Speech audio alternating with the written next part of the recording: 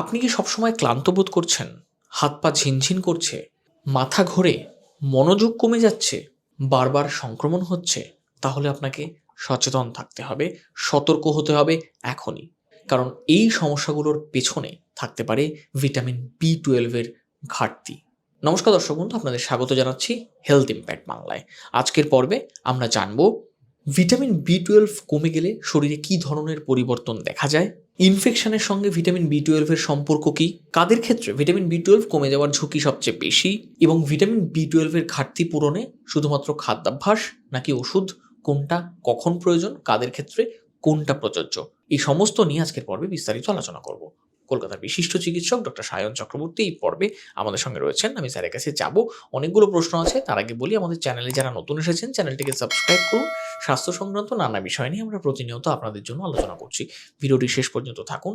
আশা করি vitamin B12 সম্পর্কিত যা যা প্রশ্ন আছে আপনার, সেগুলো সব কিছুর উত্তর আজকের পর্বে পাবেন। ভিডিওটি ভালো লাগলে লাইক করবেন, কোনো প্রশ্ন বা মতামত থাকলে নিচে কমেন্ট বক্সে লিখবেন এবং অবশ্যই শেয়ার করবেন।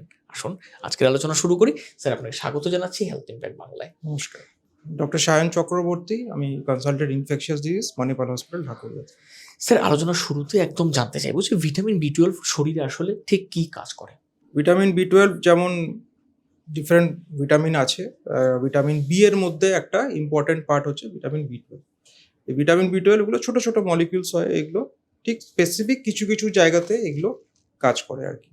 তো মোস্টলি এটার ইম্পর্টেন্ট হচ্ছে নার্ভকে ভালো করে মেনটেন করে রাখা।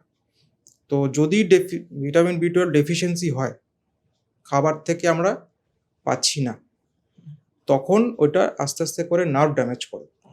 ঠিক আছে, তো নার্ভের হেলথের জন্য ভিটামিন B12টা খুব দরকার। স্যার, ভিটামিন B12 এর ঘাটতি শরীরে হলে প্রথম দিকে প্রাথমিকভাবে কী কী লক্ষণ বা উপসর্গ দেখা যায় শরীরে? ভিটামিন B12 যেটা একদম প্রথমে অত উপসর্গ পাবেন না, সেটা ব্লাড টেস্টে আসে।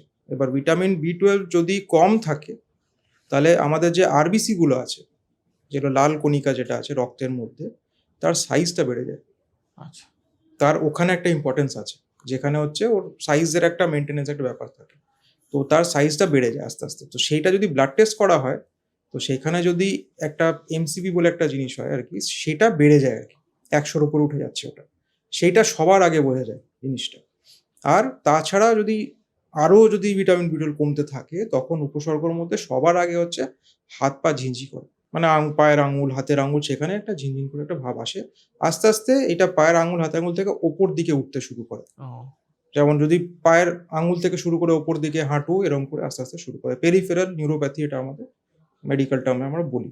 আচ্ছা। এই জিনিসটা হয় আর কি। স্যার, বারবার সংক্রমণ বা ইনফেকশন হওয়ার সঙ্গে ভিটামিন B12 ঘাটতির কোনো সম্পর্ক আছে? নর্মালি যেটা হয়, ভিটামিন B12 যদি কম থাকে, তার সঙ্গে কিন্তু অন্য ভিটামিনও কম থাকতে পারে। তো ভিটামিন B12 যদি কম থাকে, অন্য ভিটামিনও কম রয়েছে, সব মিলিয়ে একটা ওভারঅল ইমিউনিটি একটু কমছে আর কি। সেখানে একটা চান্স থাকে যে মাল্টিপল ইনফেকশনস হওয়ার। আচ্ছা, এবার স্যার একটু বলুন যে ভিটামিন B12 এর ঘাটতি কাদের মধ্যে বেশি দেখা যায় এই প্রবণতা, এবং কেন? সব থেকে বেশি দেখা যায় যারা হচ্ছে ভেজিটেরিয়ান, যারা হচ্ছে নিরামিষ খান। বিকজ এইটা যে ভিটামিন B12টা সব থেকে বেশি আসে হচ্ছে অ্যানিমাল ফুড থেকে। মাছ মাংস হোক, ডিম হোক, সেখান থেকে আসে। এবার যারা খান না, রিলিজিয়াস কারণে হোক বা যে কারণে হোক আর কি, তো তাদের মধ্যে সব থেকে বেশি দেখা যায়, এবং তাদেরকে বলা হয় যে সাপ্লিমেন্টস নিতে। বিকজ এটা অ্যানিমাল প্রোডাক্ট থেকেই ভিটামিন B12টা আসে। অ্যানিমাল প্রোটিনের কথা বলছেন? অ্যানিমাল প্রোটিন থেকে ওটা আসে। এবার অনেকে থাকে যারা ধরুন হচ্ছে আমিষ খান, কিন্তু তাদেরও ডেফিসিয়েন্সি হতে পারে।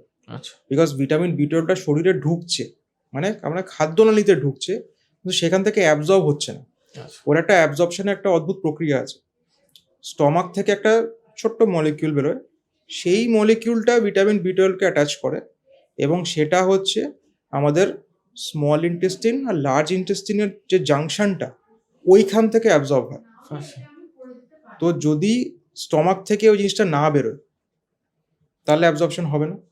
আর যদি যেখানে অ্যাবজর্পশন হওয়ার কথা, স্মল আর লার্জ ইন্টেস্টিনের জাংশনে, ওখানে যদি কোনো ড্যামেজ থাকে, তাহলে অ্যাবজর্পশন হবে না। তো সেটাও একটা আমাদের, যখনই আমরা এরকম পেশেন্ট পাই, তখন এটা নিয়ে আমরা ভেবে দেখি যে ব্যাপারটা কি হচ্ছে। আচ্ছা, ভিটামিন B12 নিয়ে অনেকের ধারণাটা অতটাও স্পষ্ট নয়, কারণ হচ্ছে তার কি দীর্ঘমেয়াদী প্রভাব সেটা সম্পর্কে অনেকে অবহিত নন। আপনি যদি একটু জানান যে দীর্ঘদিন ধরে ভিটামিন B12 এর ঘাটতি থাকলে কি কি ধরনের সমস্যা বা জটিলতা তৈরি হতে পারে? ওই মোস্টলি ধরুন এই নার্ভ নিয়ে প্রবলেমগুলো হয় আর কি। ইনিশিয়ালি স্টার্ট হচ্ছে হাত পা ঝিঁঝিঁ এগুলো নিয়ে, আস্তে আস্তে ধরুন ওটা ওপর দিকে উঠছে। তারপরে স্পাইনাল কর্ডেও একটা প্রবলেম করে। স্পাইনাল কর্ডের প্রবলেম যদি যে লেভেলে হবে সেই লেভেলে প্রবলেমটা হবে। অনেক সময় এরকম মাথা ঘোরা হয়, মাথা ঘোরা, হাত পা ঝিঁঝিঁ করছে। আজকাল সেগুলো দেখা যায় না, বিকজ ওই লেভেলের অবধি লোকে পৌঁছায় না। অনেক সময় যদি কেউ হয়তো চিকিৎসা করালোই না, তখন হচ্ছে স্পাইনাল কর্ডের প্রবলেমটা হলে সে ধরুন ইউরিনারি ব্লাডার, পেচ্ছাপ ধরে রাখা, এই প্রবলেমগুলো হতে পারে। তারপরে এই মাথা ঘোরা এগুলো হতে পারে। এই জিনিসগুলো পুরোপুরি নার্ভ রিলেটেড জিনিসগুলোই হয়। কথা জড়িয়ে যাওয়া অনেকে। কথা জড়িয়ে যাওয়া হতে পারে, এসবগুলো আর কি হতে পারে। কিন্তু আজকাল আর ওই অবধি হয় না। মোটামুটি হাতিঝি করলেই লোকজন একদম স্ট্রেট ডক্টরের কাছে গিয়ে ট্রিটমেন্ট চায় আর কি, যেটা কেন হচ্ছে। যদি স্যার ভিটামিন B12 এর ঘাটতি অনেকটা হয়ে থাকে, মাত্রা অনেক স্বাভাবিক মাত্রা অনেকটা নিচে থাকে, সেক্ষেত্রে কি ধরনের চিকিৎসা আপনারা করেন? যদি অনেকটা নিচে থাকে তখন আমাদের কাছে ইনজেকশন আছে। সেটা ওই একটা স্যালাইনের মধ্যে মিক্স করে ওই ইনজেকশনটাকে একদম শিরা দিয়ে ভেন দিয়ে দেওয়া হয়।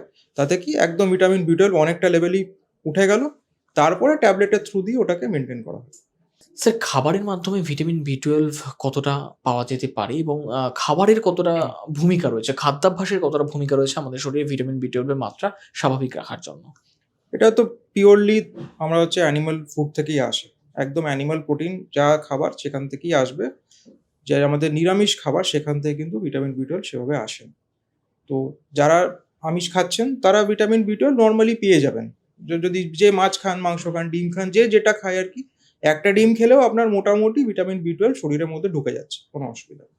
কিন্তু যারা নিরামিষ খান তাদেরকে কিন্তু সাপ্লিমেন্ট নিতে হয়। এবং যারা ধরুন ফ্যামিলি জেনারেশন ওয়াইজ নিরামিষ খাচ্ছেন, তারা কিন্তু জানেন যে ওদেরকে সাপ্লিমেন্ট নিতে হবে।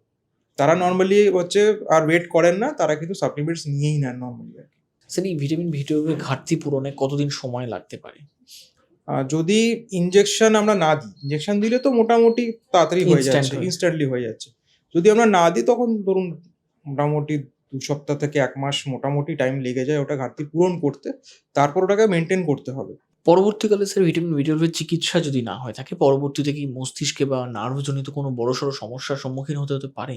হ্যাঁ, সেটা তো হয়। সেই জিনিসটা যদি মানে আমাদের বইতে লেখা আছে যে আগেকার যখন হতো, যখন লোকে জানতো না এই জিনিসটা, তখন হচ্ছে চিকিৎসাও করা যাচ্ছে না আরকি। তখন ওই নার্ভ রিলেটেড যা প্রবলেমস গুলো বললাম, সেই জিনিসগুলো কিন্তু হতে পারে আরকি। সাব অ্যাকিউট কম্বাইন্ড ডিজেনারেশন বলে একটা আগে হতো। সেগুলো এখন আর দেখা যায় না। বিকজ এখন B12 ব্যাপারে মোটামুটি লোকজন জানেন এবং যাদের ডেফিসিয়েন্সি যেগুলো যাদের হয়, যাদের হওয়ার চান্স বেশি, তাদেরকে সাপ্লিমেন্ট অলরেডি দিয়ে দেওয়া হয় আরকি। অনেক সময় স্যার এরকম নার্ভ বা স্নায়ু সংক্রান্ত এমন সমস্যা হয় যে অনেকেই এমন অদ্ভুত আচরণ করেন, মনে হয় যে কোনো অতিপ্রাকৃত ঘটনা ঘটছে তার সঙ্গে। হুম, বাড়ির হুম। লোকেরা বুঝতে পারেন না। কিছু ভ্রান্ত ধারণার সম্মুখীন হুম, হয়ে যান। হুম, হুম। চিকিৎসকের কাছে না গিয়ে কখনো ওঝা, গুণিন হুম, তাদের হুম, কাছে হুম, গিয়ে পৌঁছে হুম। যান। এগুলো সম্পর্কে যদি আপনি একটা বার্তা দেন। সেটা ধরুন একটা সিভিয়ার ডেফিসিয়েন্সি আরকি। মানে অনেক দিন ধরে কম হয়ে আরকি একটা সিভিয়ার ডেফিসিয়েন্সি লেভেলে চলে গেছে। সেখানে হচ্ছে মানে অবভিয়াসলি এটা চিকিৎসকের কাছে আগে যেতে হবে। না হলে তো ভুল দিকে ব্যাপারটা চলে যাবে। তো ডেফিনিটলি সেটা আনতে হবে। কিছুই না, একটা ব্লাড টেস্ট আপনাকে যেটা বললাম যে একটা simple CBC complete blood count টেস্টের মধ্যে এমসিভিটা দেখলেই বোঝা যাবে। হুম। যে ওই এমসিভিটা যেটা ১০০ র উপরে বললাম সেটা দেখবেন হয়তো ১৫০ র উপরে আছে। ১৩০ বা এরকম সামথিং হয়তো ওই লেভেলে আছে। ওইটা দেখলেই বোঝা যাবে যে না, ডেফিনিটলি এটা B12 ডেফিসিয়েন্সি হতে পারে আরকি। তাতে হচ্ছে স্ট্রেইট অ্যাওয়ে ইনজেকশন দিয়ে চালিয়ে দেওয়া। ওই পার্টগুলো আস্তে, আস্তে ঠিক হয়ে যাবে। দর্শক বন্ধু আপনারা শুনলেন, ডাক্তারবাবু এতক্ষণ বললেন যে ভিটামিন B12 এর ঘাটতি চুপচাপ নীরবে শরীরের ক্ষতি করে, কিন্তু একটু যদি সতর্ক থাকেন, সচেতন থাকেন, সঠিক সময় একটা ব্লাড টেস্ট যদি করতে পারেন, রক্ত পরীক্ষার মাধ্যমে কিন্তু খুব সহজেই ধরা যায় যে ভিটামিন B12 এর মাত্রা শরীরে কমে গেছে কিনা বা কতটা কমে গেছে। সেই অনুযায়ী চিকিৎসা আছে, ওষুধ আছে, ইনজেকশন আছে। আপনাদের চিন্তিত হওয়ার কোনো কারণ নেই। আপনারা কোনো ধরনের সমস্যা হলে, যদি গুরুতর কোনো সমস্যাও হয়, আপনারা অন্য কোথাও না গিয়ে অবশ্যই চিকিৎসকের পরামর্শ নেবেন, চিকিৎসকের পরামর্শ অনুযায়ী চলবেন। আশা করি খুব সহজেই ভিটামিন B12 এর ডেফিসিয়েন্সি বা তার স্বাভাবিক মাত্রা আপনি ফিরে পাবেন, ডেফিসিয়েন্সি কাটাতে পারবেন। যদি এই সংক্রান্ত অন্য কোনো প্রশ্ন থাকে আমাদের কমেন্ট বক্সে অবশ্যই জানান। আপনাদের প্রশ্নগুলো নিয়ে পরবর্তীতে আমরা আবার আলোচনা করব। আজকের মতো এখানেই শেষ করছি। ভালো থাকুন, সুস্থ থাকুন। ধন্যবাদ।